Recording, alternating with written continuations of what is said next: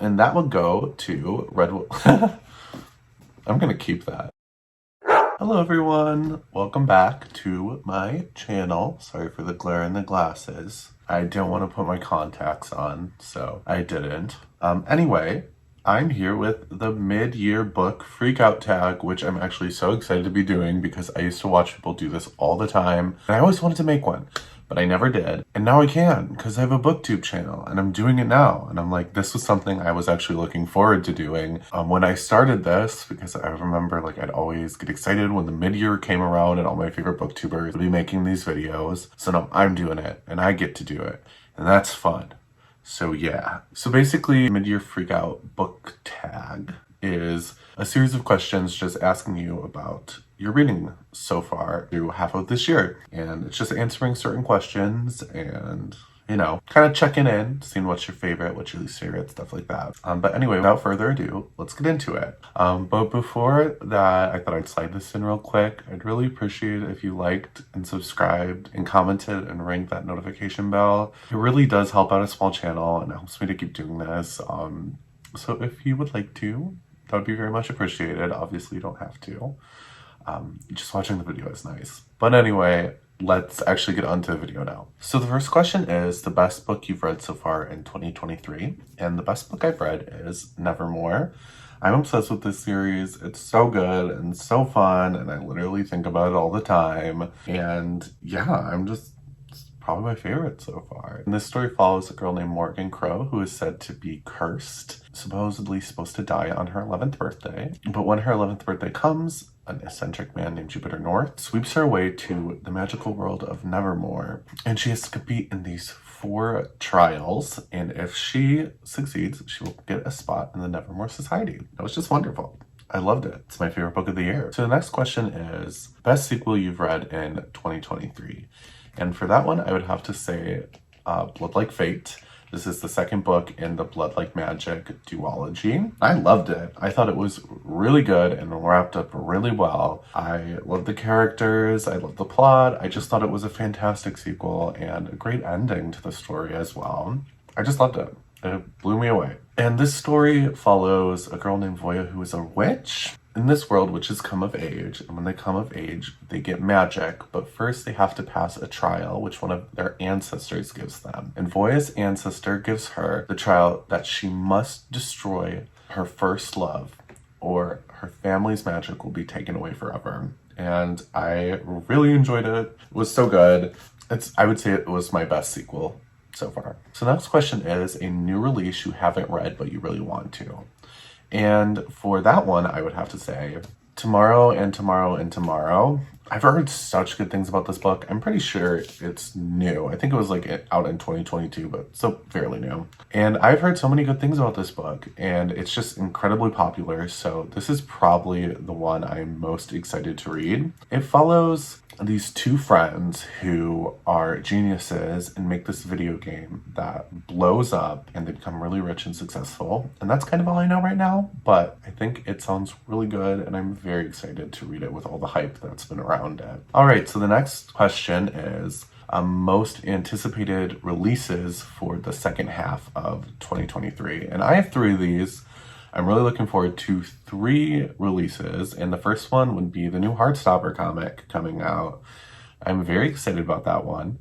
I love the Heartstoppers. They're really cute, so I'm very excited to get my hands on that one. And the second would be Silverborn, which is the new Nevermore release in the Nevermore series. I think there are going to be like 7, 8, or 9 of them.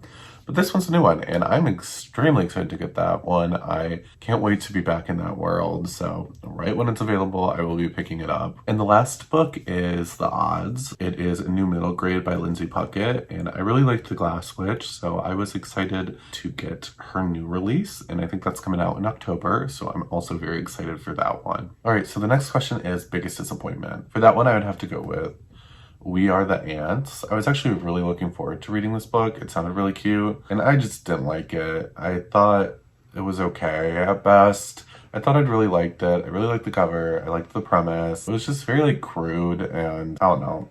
It wasn't my thing, unfortunately. So This was probably the biggest disappointment. It follows this boy named Henry who gets abducted by aliens. They present him with this red button, and if he presses it, the world will be saved, and if he doesn't, the world will be destroyed. And basically, it's kind of about him going through life and seeing if humanity is worth saving, which sounds cool to me, but it let me down, unfortunately. All right, so the next question is biggest surprise. And I have 2 books for this question. The first one would be Doll Bones by Holly Black. It was just one I picked up on a whim because I was going on a road trip and I needed something to listen to. I really, really liked it. I wasn't sure if I would, but it was really, really cute. It didn't get the best reviews, but it's like, hey, it's Holly Black. She's really popular. And I thought it was really good. The only thing I didn't like was there was like a lot of miscommunication in it to an annoying degree, but other than that, I really enjoyed it. So that was probably one of my biggest surprises. Bones follows these 3 kids who need to go on this journey to bury the supposedly haunted doll back at her resting place. And it was really cute. The other one is The Carrying by Ada Limon. It's a poetry collection. I don't usually read poetry, and I wasn't really sure what I would think about this collection, but I loved it.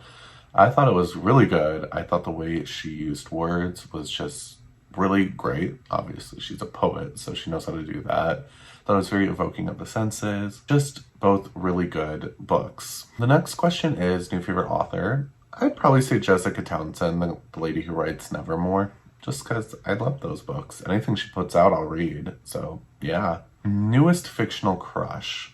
I don't have one. I don't really think I ever got crushes on fictional characters. Maybe when I was younger. But no, yeah, I don't really have one. If I did, I would share it, but I don't, so. Newest favorite character. And I would say I have 2. So the first one would be Finestra from Nevermore. She's just amazing. So funny. She's a big cat who's very sassy and very powerful, and I love her. Actually, both of my favorite characters are animals. The next favorite character would be Marcellus from Remarkably Bright Creatures. I always get that name mixed up. Like, I call it like Brightly Remarkable Creatures. Dyslexia. Anyway, I loved Marcellus. I thought he was such a great character. I love that we got a perspective from an octopus in this book. And yeah, I really enjoyed his character. He was my favorite of this book, and he is one of my new favorite characters. All right, the next question is a book that made you cry, and that would be Island of the Blue Dolphins. This made me sob. If you know the scene, you know the scene. I haven't cried like that in a book, I think, ever. I don't know why exactly I cried like that. I think I might have been having a hard day. But there's like this certain scene that's just really traumatizing and emotional and so sad. And if you read the book, you know. But yeah, that would be the book I would pick. All right, the next question is a book that made you happy. And that would go to I'm going to keep that. And that would go to Red, White, and Royal Blue.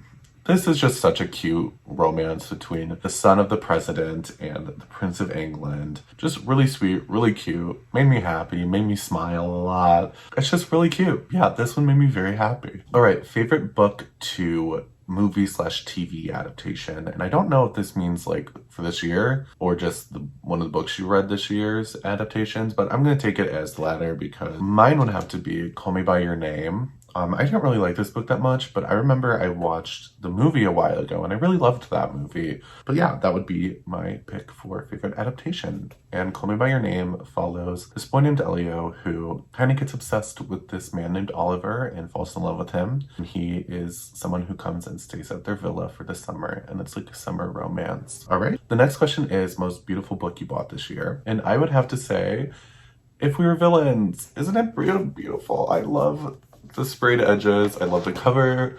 I like how it's a soft cover with the sprayed edges, which you never normally see.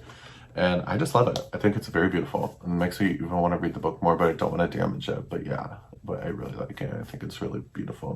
What book do you need to read by the end of the year? And I have so many, but for some reason this book is calling to me. I read half of it in high school and I liked it, but I just really want to finish it. And I really, really think I'm going to enjoy this. And that's To Kill a Mockingbird, a classic. Yeah, I'm just feeling like this one is going to be a really good read, and I'm very excited to pick this up. I need to read it by the end of the year. At least that's how I feel. All right, so the next category is one that I just added. It's not even in the tag, but sometimes it's fun to be negative, so I wanted to do that too. So least favorite book of the year so far. This is going to be controversial because people really love this book, but I did not at all. I thought it was the most boring thing I've ever read. And that is A Gentleman in Moscow. I really, really disliked this book. I thought it was just Kind of cool premise, nothing until the last 20 pages. It was just ramblings and meanderings about this guy's philosophy, and he would go into like the philosophy of some couple at a table for like 3 pages, and I was like, I don't care. Like, let's get to the plot. Where's the plot? So I'm sorry if you love this. Maybe it's a me problem, but I really didn't like this book. And the last question is least favorite character, and that is also from Remarkably Bright Creatures. Cameron. I hated Cameron. Oh my god, he was so annoying to me. He's like the second main POV in this story, and we're always told about how smart he is. And he didn't seem smart at all to me. He seemed just kind of like a lazy douchebag, in my opinion. Sorry if you like him. I just found nothing appealing about this character. He reminded me of that person who a person who I just wouldn't really want to associate with. Got like very bro-y energy. I don't know. It just didn't work for me. I didn't enjoy his perspective. I thought he was selfish, and I thought he was really lazy and only out for himself the majority of the book. He kind of got better at the end, but it made me not like this book as much. I think I would have liked it more if it were just the octopus's perspective and the old woman's perspective. But we had Cameron, and I could not stand him. One of my least favorite characters in a long time. All right, so we got to the end. This was fun. I've always wanted to do this. I'm gonna keep continuing to do this every year. The mid-year freak-out book freak-out tag. So yeah, thank you for watching. I hope you enjoyed. If you did, leave a like and subscribe and comment. It really does help once again. I think that's all for me. I'll see you in the next video. Bye.